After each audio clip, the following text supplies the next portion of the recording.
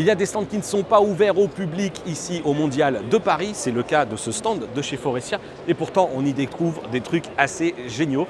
À commencer, en fait, si jamais vous ne connaissez pas Faurecia, eh bien c'est un équipementier de véhicules intérieurs. Il équipe notamment un véhicule sur 3 dans le monde. Et regardez justement ce qu'on a là, eh bien c'est l'intérieur de la Tesla Model 3 qui a été fait par Faurecia. Ça existe, c'est commercialisé aux États-Unis, mais il y a d'autres choses d'assez incroyables qui là devraient arriver très vite aussi. C'est plus futuriste, un habitacle avec 3 écrans LCD. Et admirez ici cette conception, l'intégration des 3 écrans qui est faite suivant cette courbure pour à la fois adresser visuellement le conducteur mais aussi le passager. 3 écrans 12 pouces qu'on imagine très bien passer d'un mode de conduite à un mode multimédia comme on le voit ici, diffuser du contenu multimédia lorsqu'on est en conduite autonome, avec en plus ici une grande tablette tactile pour là encore piloter les fonctions de confort, climatisation évidemment, mais aussi les fonctionnalités liées au multimédia de la voiture. Ce qu'on va découvrir maintenant, c'est encore plus incroyable et c'est directement intégré dans une voiture. Dans les mains, un badge, mais ça pourrait être un smartphone, une montre connectée tout simplement. Pourquoi?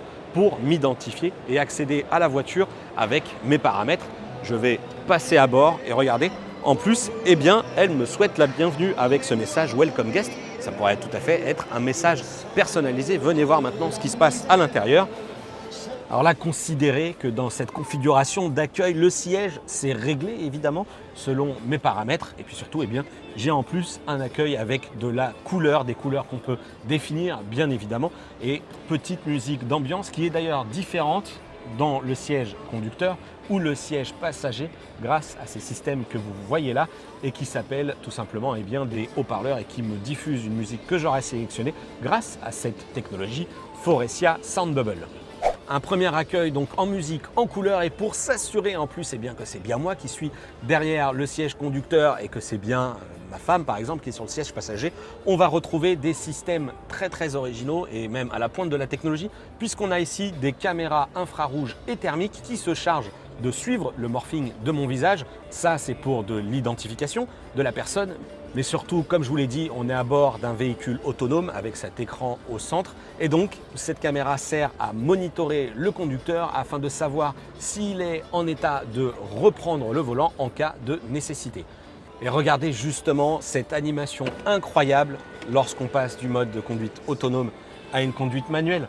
On avait déjà vu des volants qui sortent de la planche de bord qui basculent. Mais alors, la déformation ici de la planche de bord et cet écran qui coulisse, c'est une première et c'est surtout très bien fait.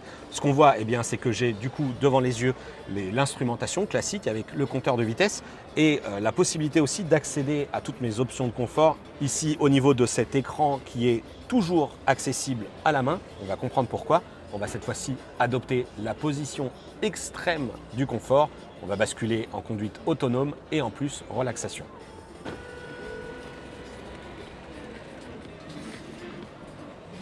Regardez, je vous l'avais dit, position de relaxation. Le système multimédia est revenu en position centrale. J'ai de la vidéo. Et là, je suis carrément dans un cocon et je suis vraiment très bien installé. La musique dans les appuis-têtes, on a changé de répertoire. C'est beaucoup plus doux aussi au niveau de l'éclairage du plafonnier.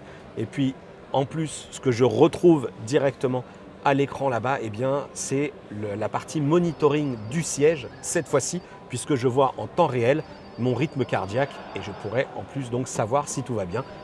Petit scénario, là encore, le passager reçoit un appel téléphonique qui lui est notifié à la fois par cette bande lumineuse verte au plafond. Moi, je reste en position détente avec de la musique dans les appuis-têtes pendant que lui suit un petit conf call. Le véhicule m'indique qu'il est temps de reprendre le contrôle. Bande lumineuse orange pour attirer mon attention. Regardez, les caméras donc s'assurent que je suis assez vigilant pour reprendre la route avec en plus un deuxième message d'alerte pour être sûr de ne rien rater et bien anticiper la reprise en main de la conduite manuelle. L'écran bascule. J'ai des LED qui clignotent au niveau du pédalier et un décompte de 5 secondes. Et c'est parti, je reprends la main en conduite manuelle. Toute l'ambiance lumineuse s'est configurée comme elle l'était au départ. Bref, c'est juste magique.